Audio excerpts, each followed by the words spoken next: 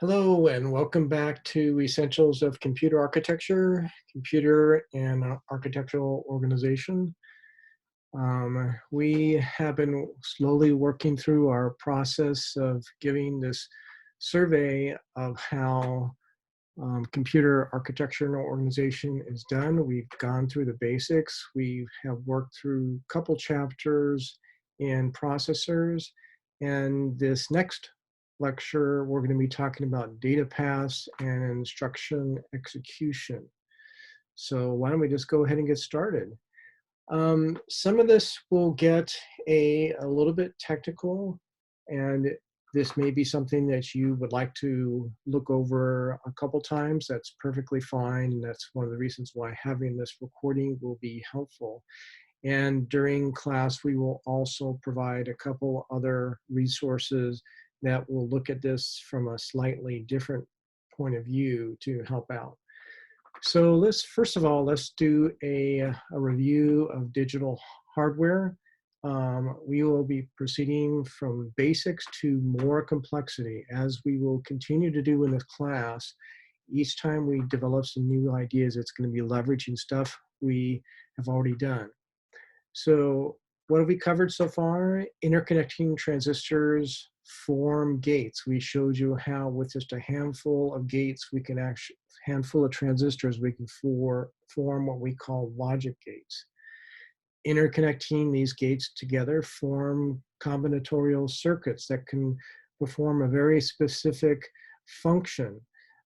If we add a clock to the execution, we can do a sequence of steps, and this is getting to what we're trying to accomplish with a combinatorial computational machine. And if we use feedback, we can then do control for that process. We talked about having a quote bubble in a process flow of doing steps that we can making sure that each step in the sequence, each program instruction is completed before we go on to the next one. So what do we want to do next?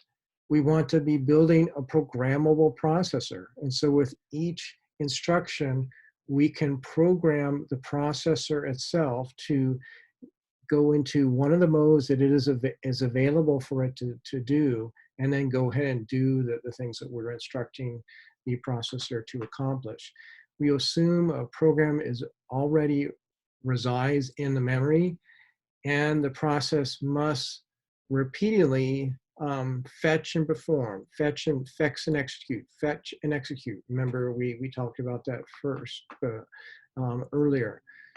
So one at a time, we fetch an instruction, and then we perform the details of what that instruction tells us to do. So here are questions that we want to consider. What are the major building blocks needed to create a processor? How are the building blocks arranged? What happens when an instruction is executed? And we're going to walk through some block diagrams of showing how these blocks are arranged, and then build upon that. And hopefully, as you're getting more and more familiar with this, it'll make sense in a deeper way, a little bit at a time. So let's build a computer.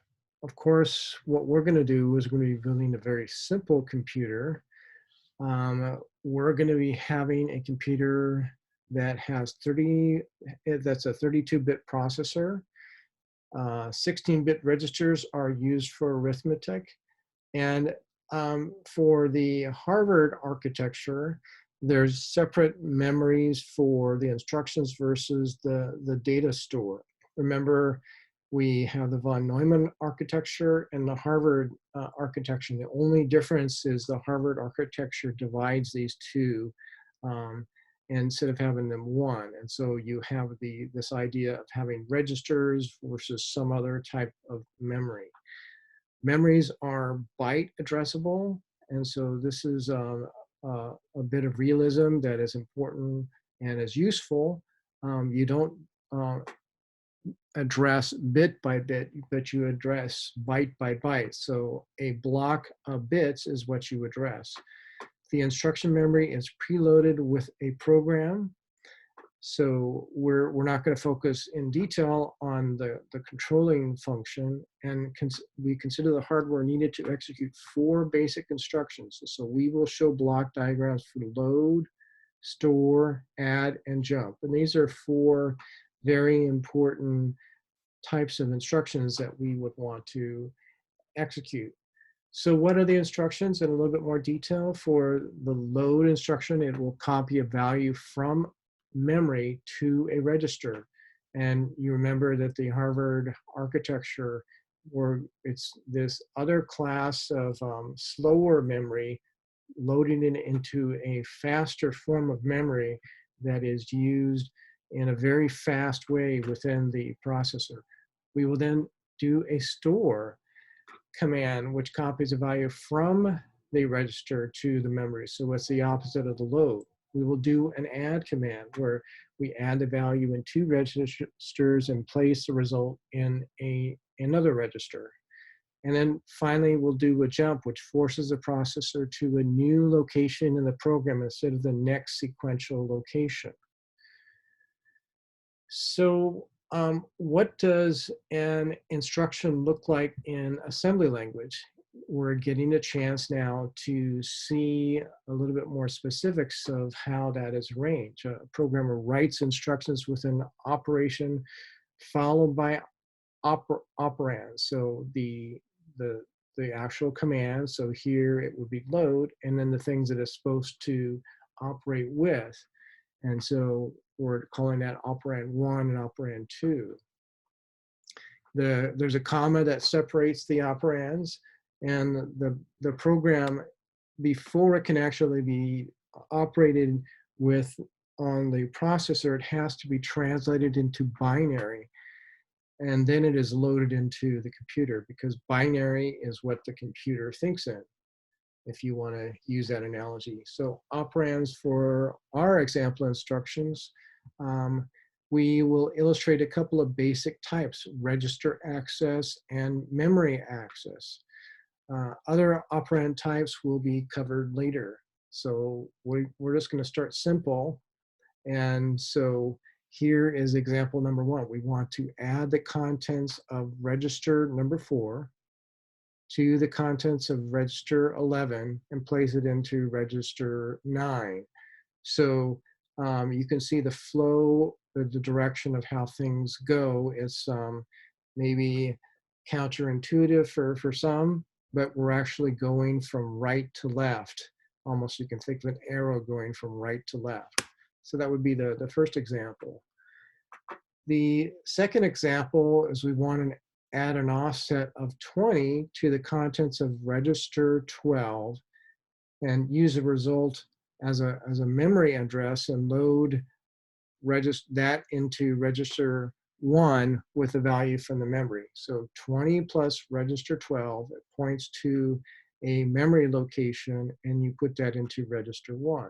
So that's a second example, thinking of a load. And the third example is we want to add an offset of 64 to the contents of register 7, then the result in that address of the coded memory, and then branch to the address. So we add 64 to what's in register 7, and then we go to that memory location. And note, many processors allow an operand to specify an offset plus the contents of register. So this is where we can be looking at a lower level, looking at these things in bits. And each one of these these instructions has, if you think in terms of the operation, here is 2, 4, 5 bits, that each one of these commands has unique designation within these 5 bits. And so we have a fixed length of an instruction, and so we can have 3 operands, and then there's other things here called an offset. And you can see how some of these are not used. And so for the jump, it only uses one of these operands. For store, it uses two. Sometimes you don't use this middle operand, and others for the add, we're actually using all three. So binary format is chosen to simplify hardware. And so field register A is a register used in a memory address. Field register B holds a value to be addressed, and the DST, the destination register, specifies a register to receive the results. And so that is just an example of how it is laid out in terms of the instruction format. And we're going from left to right if you want to be thinking about going from a source to a destination. So here's a couple notes about instructions. Only the add instruction uses all three register fields in the examples we're showing. If an instruction has an operand in the form offset, open parentheses, register, close parentheses, a register will always be in field register A. And the offset is limited to 15 bits. So that's what we're seeing here. Here is how far we can increment with the offset field. So that gives you an idea of what we have in our instruction set. It is a fixed number of bits. There's 2, 4, 5 different fields within an instruction, and we have given the definition of what is used in all of them, and depending on the type of command, some of those bits may or may not be used. So we show the instruction in assembly language here, and below we're showing the instruction in binary, and this is what is stored in memory, and this is what our computational capability actually processes.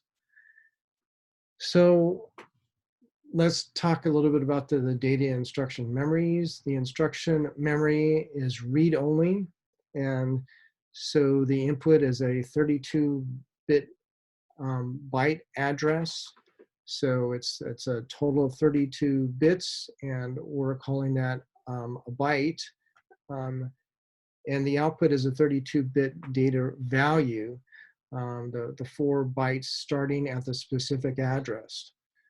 So that's a little bit of thinking in more detail in the instruction memory. The data memory is the random access memory, or RAM, which it can be read or written to. And when we talk about memory, we'll get into this in more detail, different types of RAM that exist.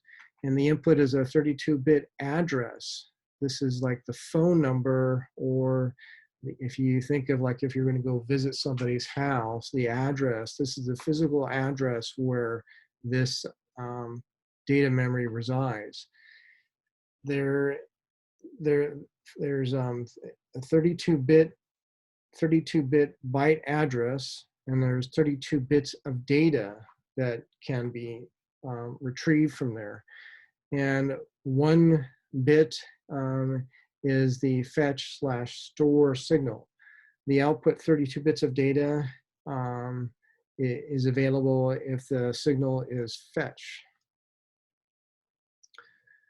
So here is an illustration of the two memories. The instruction memory, you have the data address in, and then you get the data out. So there's a lookup table that once you have that address, and we were talking about those things here would be those bits that form that address, and then it gives the data out. For a data memory, it has both a data in and a data out, and as well as we have this fetch and fetch/store control. These block diagrams hide the multiple gates. so it's a higher level of abstraction. And we assume that the instruction memory is preloaded with a program, and it is read-only memory that is used for that. You don't want to overwrite your program, the data that you're manipulating. You definitely want to have the ability to read and write. And so we're showing the possibility of those things occurring there. So that's a distinction. We don't do read-write in the instruction memory. We do read-write in the data memory. So moving to the next instruction, the facts are our instruction memory is byte addressable. So there's a fixed set of 32 bits that we can do. We can actually get. And so each instruction is 32-bit long. So you can think of maybe a byte addressable as like you could go to a block. Say if we're driving up to a friend's house, and it's like you could go to that block, that street block, and then you would have the information of everybody that lives on that block, just trying to give you a mental analogy of what that might look like. Each instruction is 32 bits long, 4 bytes. So we're using the convention of 8 bits in a byte. And since there's 4, that's how we get the 32. The program counter must be incremented by 4 to move to the next instruction. What is the hardware that is needed? We need gates to store a program counter. We need an adder to compute the increment, and we need a clock to control when updates occur. And you might remember very early on, we discussed each one of these gates. We talked about a half adder and a full adder, and we also talked, we showed an example of a simple clock that you can be creating using digital gates. So now we're going to slowly add to this block diagram a schematic that adds in the various things that are used in our computer, our simple computer. So this is the program counter. The arrows indicate data paths of multiple parallel wires. And so, and in our example, each data path is 32 bits wide. So we don't want to have 32 wires. This is going to get way too complicated. And so with a program counter, you have to remember where you are, and then you're going to be incrementing it as you go to the next value.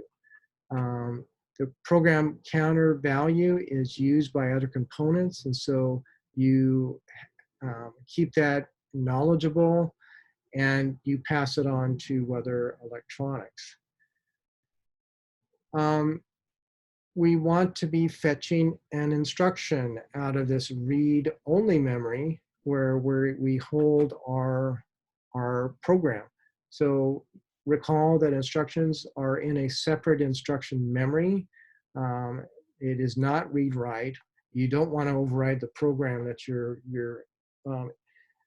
executing. So just think about this like an application, say your operating system or some application that rides on top of that operating system. You don't write that, but there's other types of memory where you do read-write with the information that you're processing. Instruction memory takes a 32-bit address as input and produces a 32-bit value equal to the contents of the specified address. So that's what we're showing here. We have our program counter, and you might recall for the program memory, this was the high-level block diagram that we developed. And so we have an address, and that address has a lookup table, and it gives the data out, the instruction from memory. The memory output changes whenever the input changes, that is, whenever a new address is supplied. So we load a program into memory. We don't write to that memory. We just read that memory. And this is the information that we're going to be sticking into our computer and setting up so we can actually do the computational action.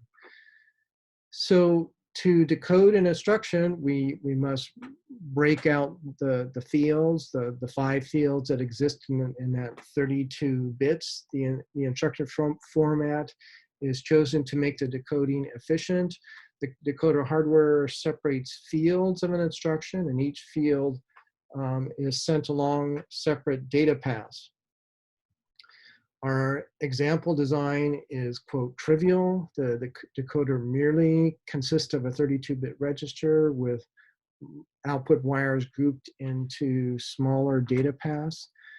And so we're dealing with a function, an arithmetic logic unit, or ALU, that we're trying to quantify in a way that is still straightforward, but it is the essence of what would be used in a more complicated processing architecture. So we have our counter, we have a way of getting our instruction memory, the instruction decoder. It's broken down into these 5 fields, which you may recall back here, several charts here. Here are those 5 fields that are broken out. And in this chart, we're just showing that with its name. But as I just flashed back to that, those are the bits in the actual instruction that correspond to each one of these. The data paths emerging from the instruction decoder are not 32 bits wide. If you were to add the bits all together, it would make 32 bits, but each one of those is less. So the registers are implemented as a single hardware unit. Think of each register as holding a 32-bit value. The register unit has 4 inputs and 2 outputs. So think in terms of the input and output. The first register number is it's the contents of the register. The second register number is the contents of the register. And so, and the third register number plus data is the data stored in the specified register. So this is just giving you some of the relationships between the 3 registers that we can be referring to up to 3 registers in each of the commands. And once again, here are the 3 registers, and then we have this offset that can be associated with one of those registers. So that's what we're trying to talk about there. So we have our adder, we have our instruction decoder, our instruction that we get from memory. Then we have our instruction decoder, and we were just talking about the register unit. And so now we've added that to our overview of what our computational engine does. We have the contents of register A and the contents of register B. And so with the data in, we understand what needs to go into register A, and we're loading the contents of register A and loading the contents of register B with that. There are 2 inputs and 2 outputs because we assume the register has hardware that can perform 2 lookups simultaneously. So that's another thing that we're trying to embrace. So be patient, try and follow along with this. And if you're not getting all the details, you can always push the pause or work your way through it. Read some of this information in the textbook, in Coomer's textbook, but let's just continue to go in this process and see if you can try and follow along as much as you can. So in terms of the control and coordination, the clock is used to synchronize all the units. we need a conductor, if you think like an orchestra, and you want everybody playing or responding to the notes one at a time. Yeah, an additional controller hardware controls overall data movement. That would include the contents to each hardware unit, and it specifies where to transfer data. Control connections between controller and individual units are not shown because the diagram illustrates data paths. So for an example, the control lines, which are not shown, signal the register unit when to perform a fetch operation or a store operation. I have used this term a number of times, and it's done on purpose. That this is an important part, but not all that's in a processor.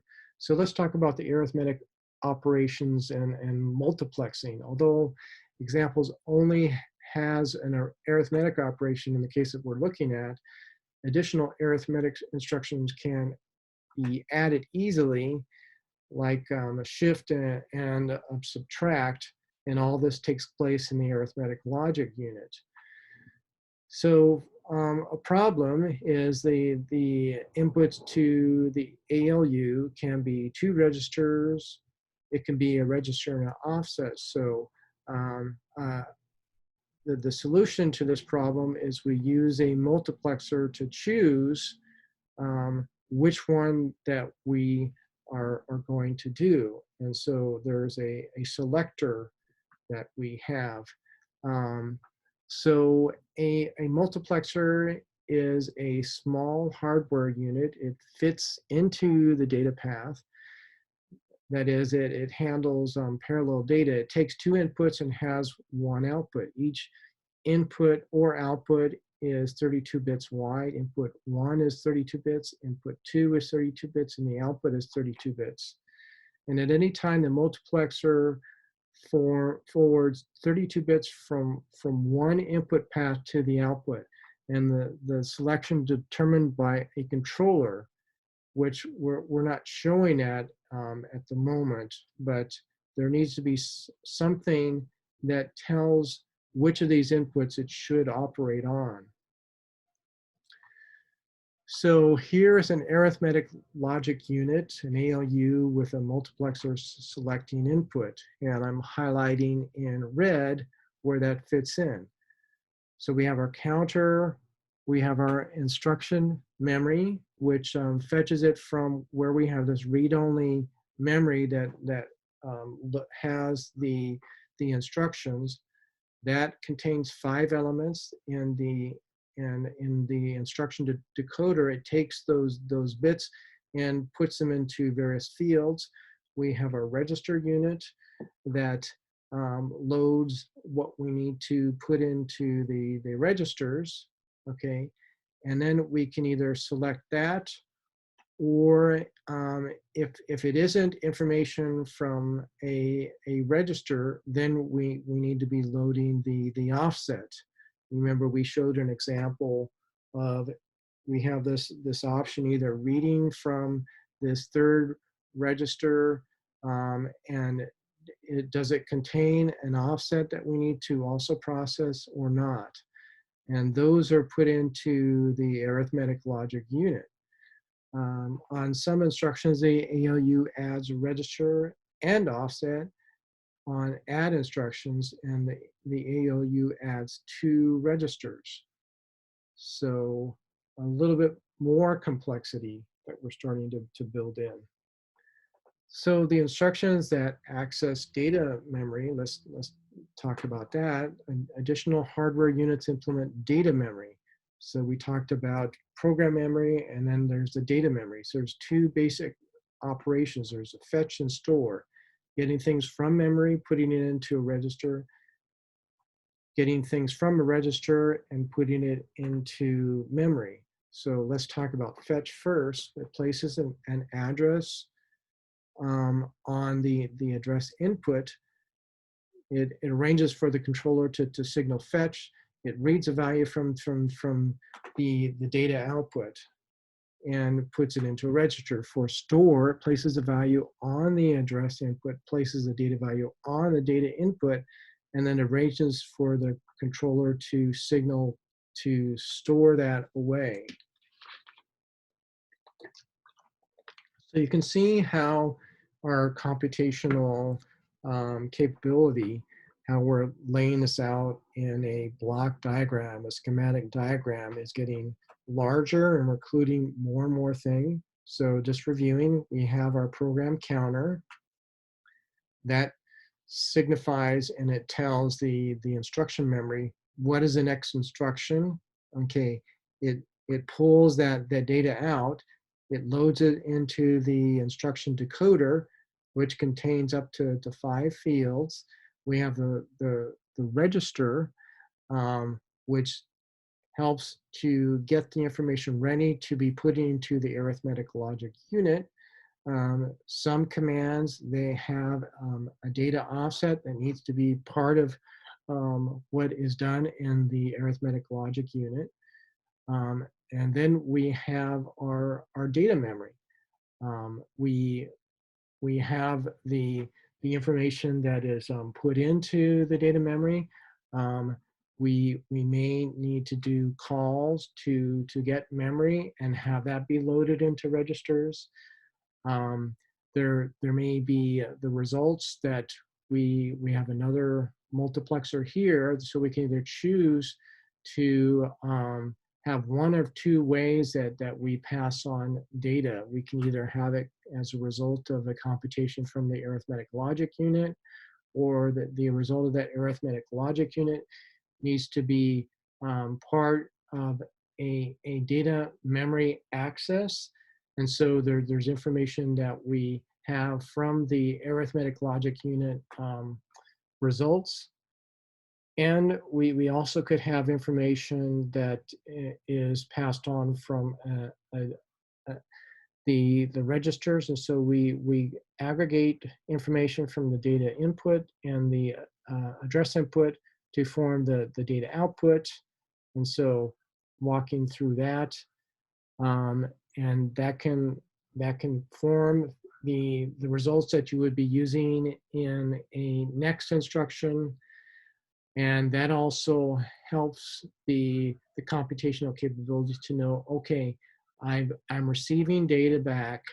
Okay, I've completed this. I'm ready to go to the next instruction. And so that goes back to the program counter. So individual instruction execution, we're getting close to a point where we can talk about that. The previous diagram shows all the physical data paths.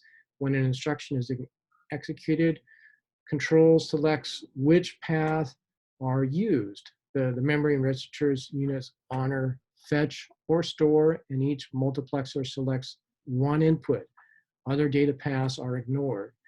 And so we're going to show some examples. We have this basic computational capability laid out, and now we're going to show what it looks like for specific commands.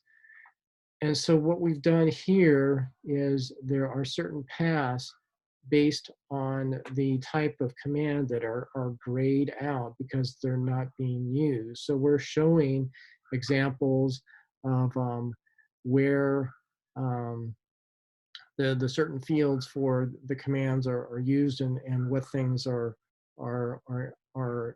needed and what are not. And so I'm not going to do this for each command, but just to go back here to give you a recollection, we have these 5 fields in each of the commands. And then we had examples here of what it looks like in the instructions. And so we have an add. An add uses three of these registers for the load. We have this format. And so these are the kind of things that we're talking about as we're getting into this next area of complexity and showing some specific examples of things in action. So For a load instruction, we're giving the programming capability the command that we want it to load a specific memory. And so that's where we're seeing that this path is. You have the command load is loaded from the instruction memory, and then the information that is used, we tell where that information is supposed to be loaded, and we're telling it the information that specifies how to derive where that memory is supposed to be coming from, that we're going to load into a register. So that information is a combination of what's in register A and the offset, and those two things are fit in, and we specify the type of operation. So we program the ALU with those first 5 bits, and so this operation is defining the arithmetic logic unit to do a load. And with that information, we give a specific address, and then that information is from the data memory. It gets that specific information from that address, and that loads us into a register. And once we've done that, we're ready to proceed to the next command. So that's a load. And if we want to be doing a store, we have a similar set of things. And so we do this load, and now we can do a store. And a store is basically taking the information from a specific register, and we put that out and we store that into data memory. So it needs to have a specific destination defined, and if there is an offset, then that would be something that would be defined, and we stick that out into the data memory. Load takes something from data memory, puts it into a register. Store takes something in a register and sticks it into memory. And once again, the things that are grayed out are things that are not necessary for that specific command. For an add, we need to be using 2 registers. We have a destination register. We don't need the offset. We have to configure the ALU for an add. And once we do that, we don't store that into memory. We store that result into a register, into the destination register, and then it is ready that we could do, say, a store command to store those results. But we break that down into increments. And finally, we have the jump instruction. And so what the jump instruction is, we just need to tell where in the memory that we need to jump. So the program counter points to a place in the instruction memory, which gives the details of the instruction. It's decoded with the jump instruction data. So we're using register A, and any offset that needs to be associated to tell the arithmetic logic unit where it's going to jump in memory, and the operation programs the ALU to be configured for jump.